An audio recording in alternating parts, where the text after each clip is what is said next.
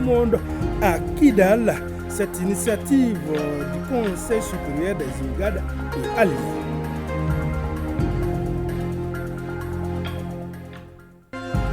Le grand format de cette édition fait un zoom sur le divorce. Cette rupture impacte négativement sur la santé mentale et sociale des femmes divorcées.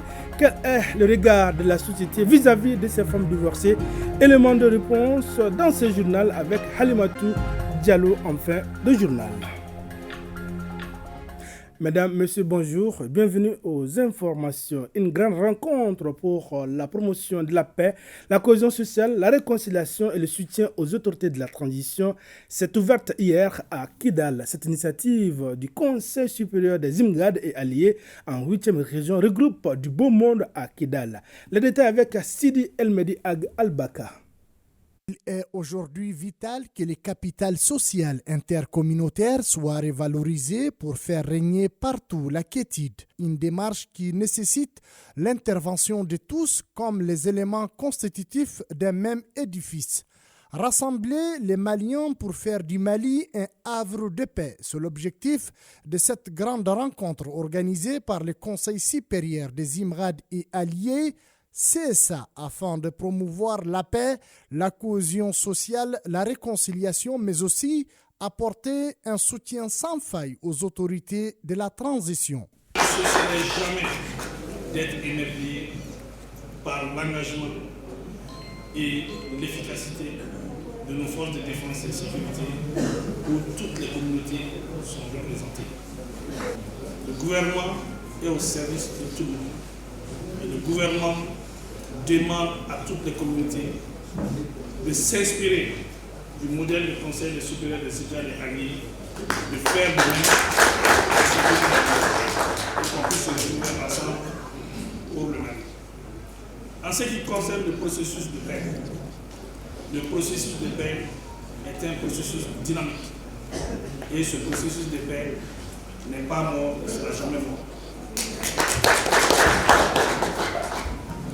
La fin de l'accord d'Alger a tout simplement permis qu'on puisse ramener le processus à un niveau malien.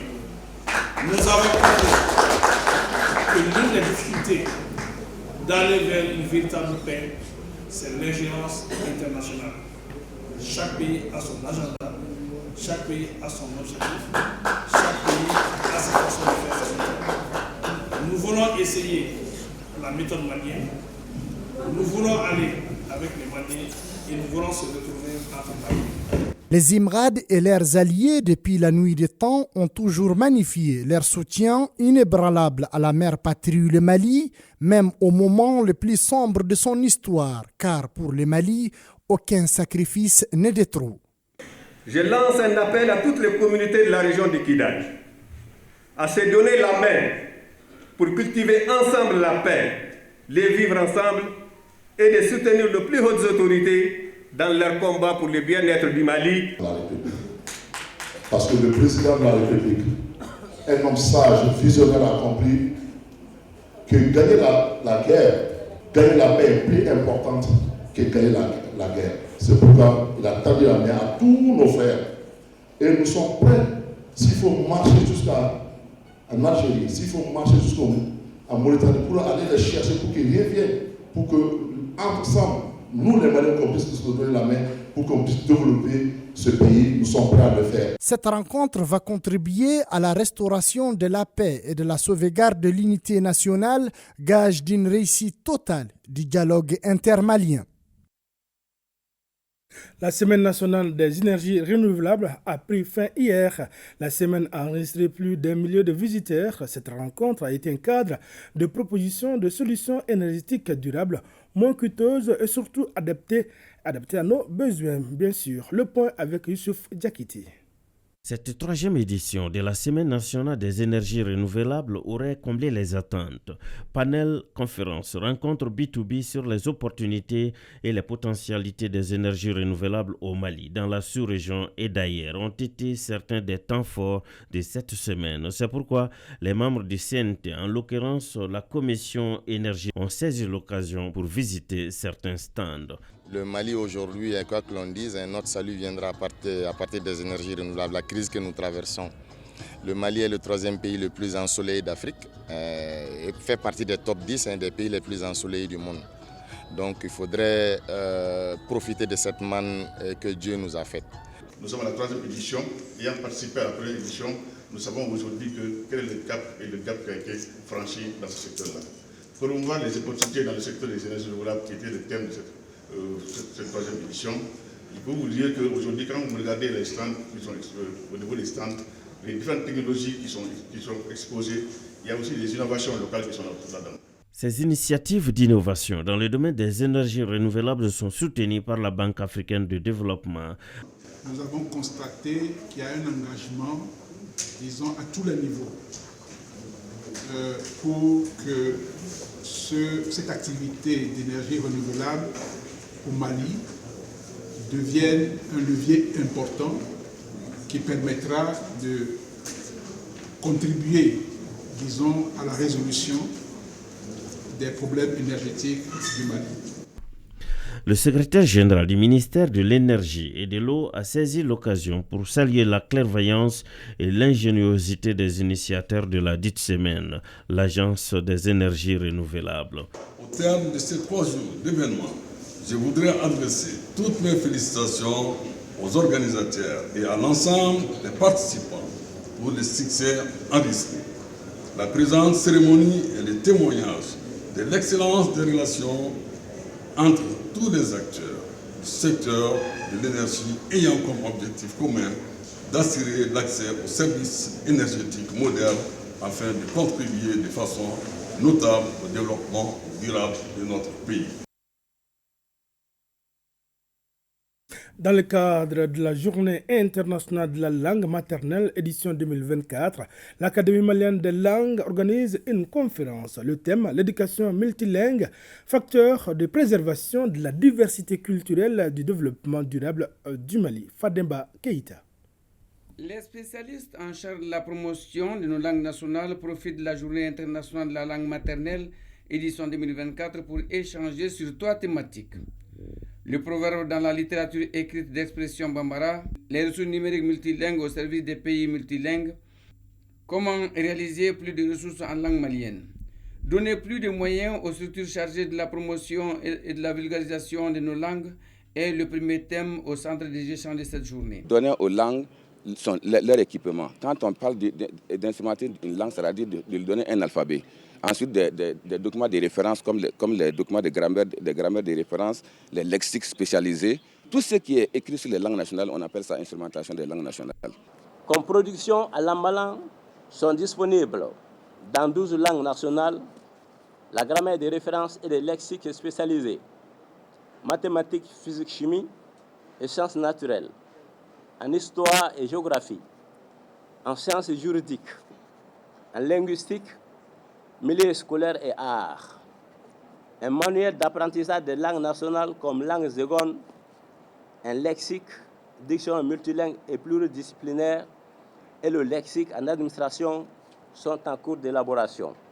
La recherche fondamentale et appliquée, la collecte et la publication des textes de traduction orale, et récits migratoires et rites funéraires, chants d'initiation, mythes autour des tribus et autres, sont les missions de l'Académie malienne des langues. Une académie qui traduit, élabore des manuels, les valide en vue de leur publication. Rendons-nous maintenant à l'intérieur du pays à travers l'émission du Conseil économique, social, environnemental et culturel. À Kita, Mopti et à Koutchala, ces missions recensent les attentes des populations afin d'élaborer le rapport annuel des besoins. Les détails avec nos reporters Mahamadi Aloubari à Kita, Boubacar Sankare à Mopti et Brema Kone depuis Koutchala.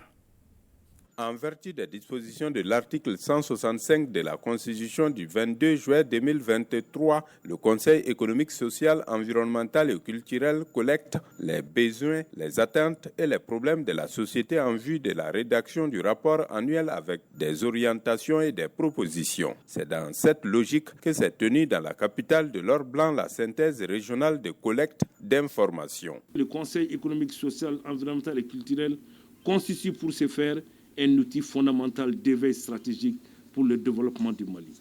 Il constitue en tant que force vive un creuset de réflexion et d'analyse prospective permettant d'être un acteur majeur pour le développement. Sa mission est de faire des propositions objectives et pertinentes aux dirigeants pour agir, avancer dans l'intérêt supérieur des populations. Les acteurs au développement ont proposé des solutions aux problèmes posés. Cette synthèse régionale devra contribuer à atteindre les objectifs communs de développement et à asseoir les bases d'un Mali nouveau.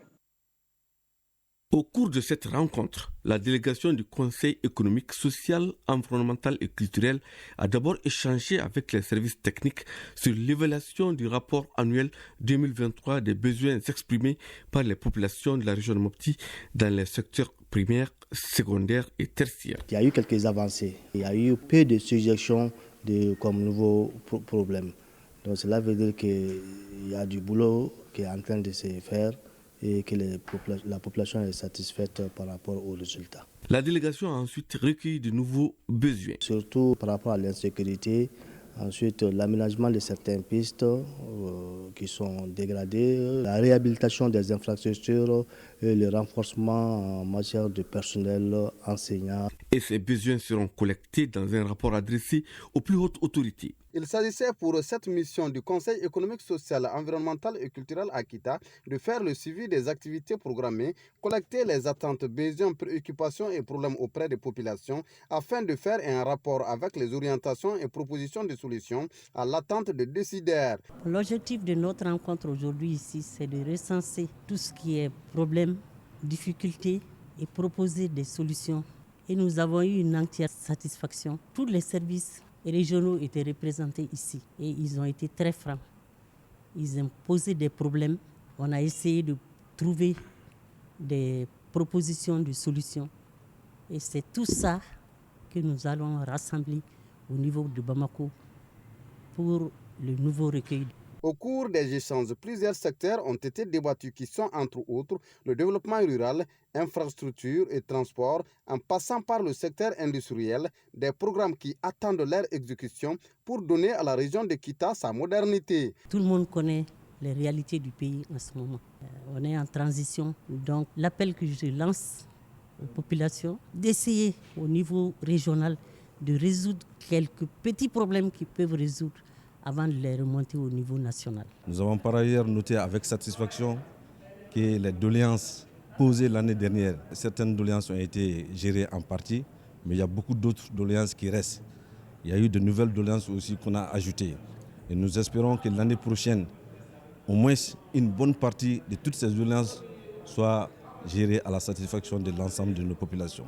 Rappelons que chaque année, une mission du Conseil économique, social, environnemental et culturel recueille auprès des populations des attentes, des besoins et des problèmes, assortis des propositions de solutions, des orientations susceptibles de donner une plus-value au développement.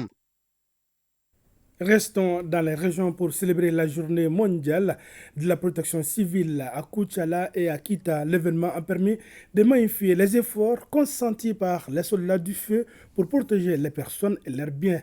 De Kita, Djigia Mohamed Fabrice et à Koutiala, Bremakone. La revue des troupes par le colonel-major Lanzeni Konaté, conseiller à la sécurité et à la protection civile au gouvernorat de Koutiala, marque le début des festivités de la journée mondiale de la protection civile. L'événement a permis de magnifier les efforts consentis par les soldats du feu dans le cadre de leur mission de protection des personnes et de leurs biens. C'est avec honneur et gratitude que je me tiens devant vous aujourd'hui pour discuter du thème plein de sens qui concerne chacun d'entre nous, les technologies innovantes au service de la protection civile. Grâce au système de surveillance satellitaire, au réseau de capteurs environnementaux et au modèle de simulation informatique, nous disposons d'outils puissants pour élaborer des plans d'urgence efficaces. On rend hommage aux soldats du feu et on sensibilise du coup les populations pour plus de prévention. Il est apparu clairement dans les discours et les témoignages que l'innovation technologique a contribué à la résilience des soldats du feu. Ainsi, grâce au logiciel SOS Sécurité, les sapeurs-pompiers ont pu anticiper, réduire et affronter des périls. Je vous rassure d'office de la totale disponibilité des autorités régionales à accompagner la direction régionale de la protection civile à jouer pleinement ses missions de service. Et je voudrais exhorter Madame la directrice de la protection civile, avec l'ensemble de ses agents, à trouver parmi ces nouvelles technologies celles qui s'adaptent mieux pour une intervention efficace contre les risques et catastrophes dans la région de Koutiala. La journée du 1er mars a été une occasion de remettre des attestations de reconnaissance à certaines personnalités. L'un des temps forts de cette journée, c'est aussi un exercice de simulation bien exécuté par les sapeurs-pompiers.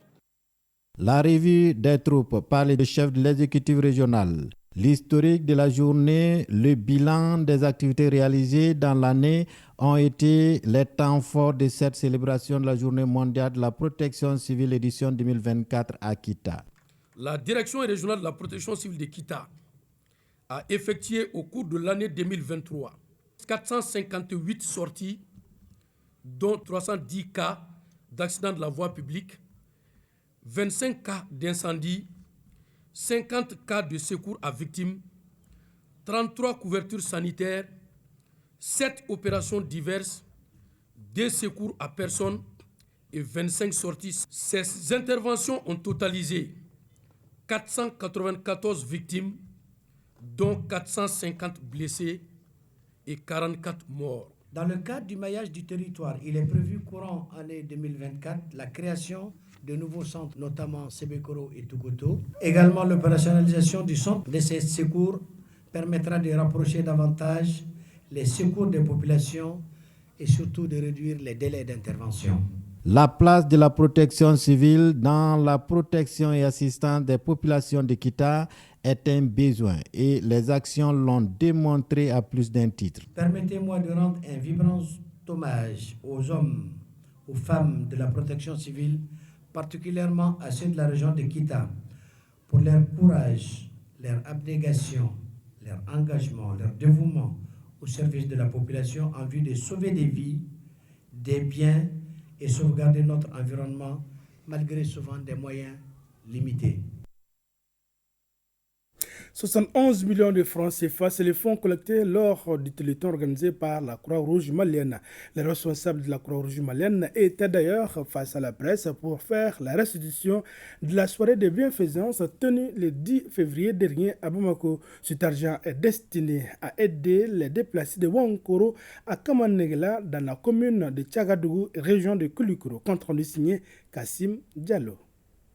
La Croix-Rouge malienne veut honorer ses engagements auprès des déplacés de Kamanegela. Il s'agit là de scolariser 50 enfants des déplacés, la réalisation des défourages, la réhabilitation de l'école et du centre de santé de Kamanegela dans la région de Koulikoro. Pour ce faire, la Croix-Rouge a mobilisé 71 millions de francs CFA à travers un téléthon le 10 février dernier.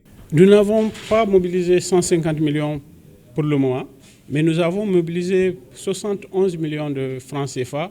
Et si à cela on ajoute les fonds pour l'organisation de plus de 20 millions, je crois qu'on est à près de 82 millions de fonds qui ont été effectivement mobilisés dans le cadre de ce téléthon-là. 80% des fonds collectés lors de cette soirée de bienfaisance ont été mobilisés au Mali ici. Un geste hautement salué par les conférenciers. L'objectif pour nous a été atteint parce qu'il ne s'agit pas pour nous de mobiliser tous les 150 millions. C'était bien si on pouvait le faire. Nous avons cru au sens de solidarité, de l'humanisme et de l'entraide de la population du Mali, des amis du Mali. Et c'est ce que nous avons vu. Et c'était l'objectif effectivement. Et c'est d'ailleurs pourquoi nous avons l'intention de pérenniser et d'institutionnaliser cet événement-là. Les 71 millions ont été mobilisés par des ONG, des ambassades, des fondations, des établissements financiers, de la diaspora malienne et des particuliers. Ces fonds seront directement investis dans les projets de développement social de base pour le bonheur des déplacés et la population haute du village de Kamanegela. À présent, le grand format de cette édition, le mariage est un pacte social entre un homme et une femme dans notre pays. Ce pacte peut être rompu d'une manière ou d'une autre. C'est ce qu'on appelle le divorce. nous assistons à la rupture de nombreux mariages civils dans les différents tribunaux nationaux. Cette rupture impacte négativement sur la santé mentale et sociale des femmes divorcées. Très souvent, les enfants en sont les victimes. Quel est le regard de la société vis-à-vis de ces femmes divorcées? Comment vivent-elles ces moments pénibles? Élément de réponse signé Halimatou Diallo.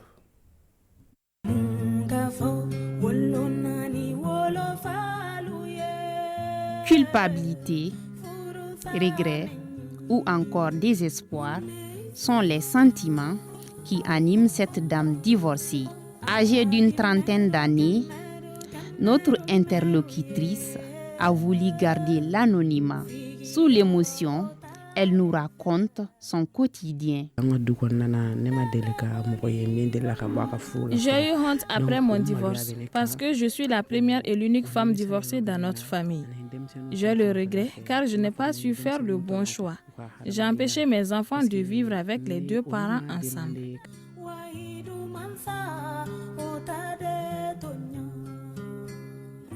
Contrairement à elle, notre seconde interlocutrice s'estime heureuse. Elle a contracté un nouveau mariage. Avec son nouveau mari, elle mène une vie heureuse. Aujourd'hui, je suis heureuse dans mon nouveau foyer. Mon mari vit à l'extérieur du pays. Je vis avec ses parents. Mon premier mariage m'a servi de leçon.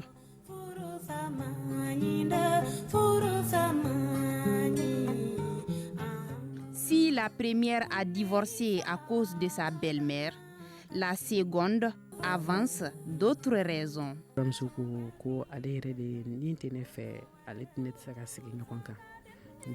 Ma belle-mère ne veut pas vivre avec moi parce qu'elle ne m'aime pas. Je lui ai supplié afin que la paix règne dans la famille, mais elle n'a pas accepté. Lors de la réunion familiale, mes parents et l'imam lui ont posé la question de savoir les raisons de ce refus. Elle les a répondu juste qu'elle ne veut pas de moi. Après cela, elle m'a menacé de mort en me demandant de faire le choix entre ma vie et ce mariage.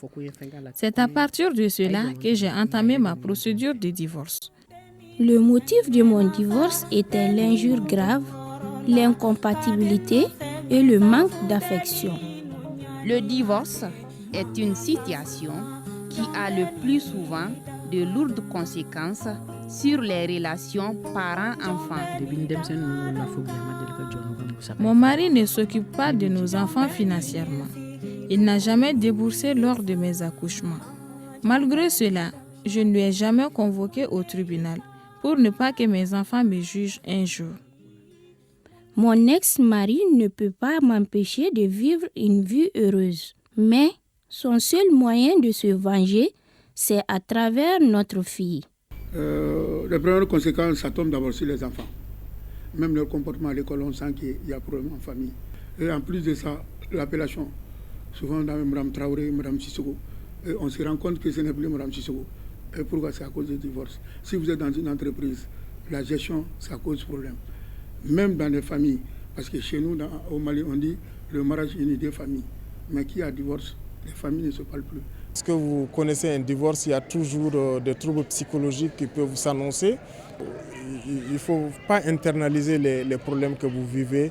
Essayez d'aller vers des personnes, essayez de vous ouvrir plus davantage à d'autres espaces de rencontres. Cherchez des professionnels à qui vous pourrez vous confier pour vous aider à remonter la pente. Évitez de vous isoler, évitez de culpabiliser. Autrefois, il était très difficile de prononcer le divorce parce qu'il fallait plusieurs témoins, même l'arbre sous lequel il était prononcé mourait. Tout simplement, le divorce a été maudit. Le divorce était très mal perçu et honteux dans la société traditionnelle, car après le divorce, ces femmes seront stigmatisées et indexées. On menait une enquête très approfondie pour pouvoir remarier une femme divorcée. Malgré les conséquences sociales, nous continuons à assister à des procès de divorce au niveau des tribunaux. Quand tu viens au niveau du tribunal de la commune 1, les mardis, vous allez vous rendre compte que vous êtes au marché. Parce qu'il y a beaucoup de femmes. Ça veut dire que c'est partout dans les tribunaux. Quand on prend le pourcentage normal, 80% c'est les femmes qui demandent le divorce. Et c'est elles qui sont victimes. Et des raisons aussi parce qu'elles sont nombreuses.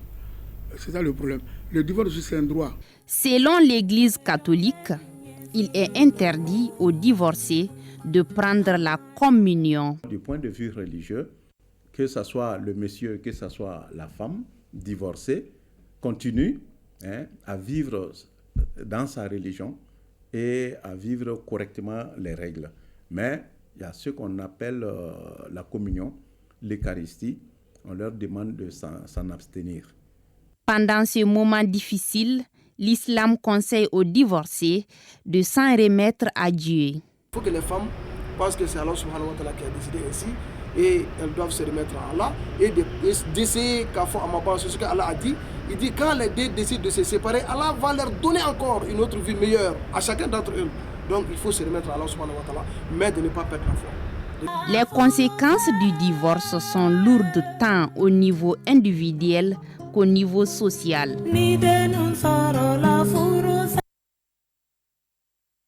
À présent, c'est communiqué. La société Énergie du Mali informe en son aimable clientèle qu'un incident regrettable s'est produit sur son site de Direy le vendredi 2 mars 2024 aux environs de 15h30. Un départ de feu s'est déclaré à partir de la motopompe lors du dépompage, nécessitant l'intervention immédiate de la protection civile et des services de secours. EDEM tient à rassurer sa clientèle que toutes les mesures de sécurité ont été mises en place pour contenir l'incident et protéger la zone environnante. Les équipes travaillent en étroite collaboration avec les autorités compétentes pour gérer la situation le plus efficacement possible. La société EDEM rassure que la sécurité des employés, de la population et de l'environnement reste une priorité absolue dans la conduite de ses activités au service de ses clients. À noter que depuis ce matin, la reprise progressive des activités de la centrale de Direy.